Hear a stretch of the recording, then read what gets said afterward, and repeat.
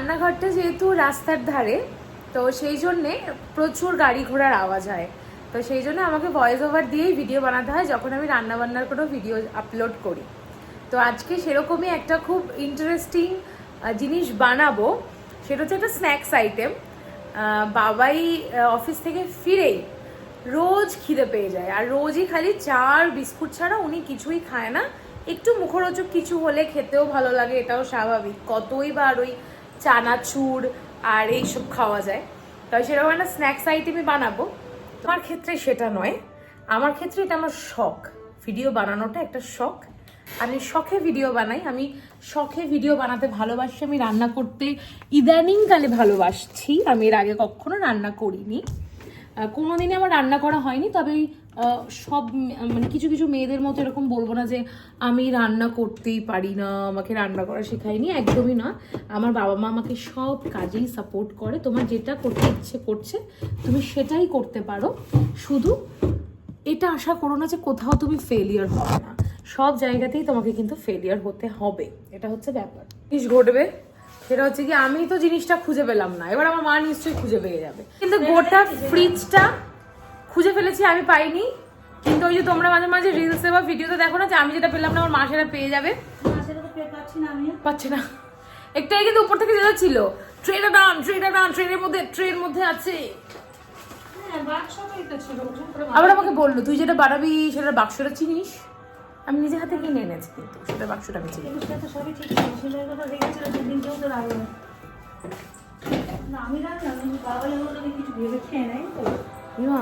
এই ব্যাপারটার গোলাপ জামটা আমার খেতে খুব ভালো লাগে। আজকে দই বড়াটা বানিয়ে দেখবো কেমন, তো তোমাদের সাথেও সেটা এক এক করে শেয়ার করবো যে দই বড়াটা কেমন করে আমি বানাচ্ছি বা কি ব্যাপার।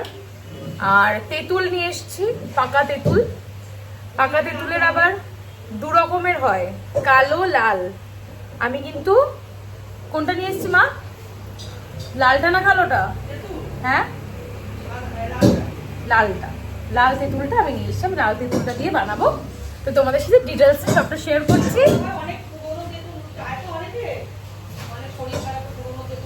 আচ্ছা, অনেক শরীর খারাপে পুরোনো তেঁতুল কাজে লাগে, সেই জন্য চাই। যাই হোক, আমি লাল তেঁতুল নিয়ে এসছি। তো তোমরা আমার ভিডিওটা দেখতে থাকো, আমি তোমাদের এক এক করে স্টেপ। আজকে কি বানাবো তোমাদের তো দেখিয়েই দিলাম, দই বড়া। আগে কখনো বাড়িতে বানাইনি, মা ইডলি বানায় খুব ভালো। প্রথমে একটা বড় বাটি নিয়ে নিলাম। প্যাকেটটাতে এমন একটা ডাস্ট করে দই বড়ার ব্যাটারটা দেওয়া আছে। এটাতে নর্মাল টেম্পারেচারের জল দেব 200 ml। তার আগে একটু লঙ্কা কুচিও দিয়ে দিয়েছি। ভালো করে মিক্স করে 10 থেকে 15 মিনিট কিন্তু রেখে দিতে হবে ব্যাটারটা, যাতে ওটা একটু ফুলে ফেপে ওঠে। দেখো, প্যাকেটের গায়ে সবটা লেখা আছে, কত পরিমাণে কি দিতে হবে, প্যাকেটের মধ্যে কি আছে এবং এর মধ্যে কি কি ইনগ্রেডিয়েন্টস আছে সমস্তটা দেওয়া আছে। যারা একটু ডায়েট মেনটেন করো তাদের এটা খাওয়া চলবে কি চলবে না, কতটা পরিমাণ কি দেওয়া আছে সমস্ত কিছু কিন্তু এখানে মেনশন করে দেওয়াই থাকে।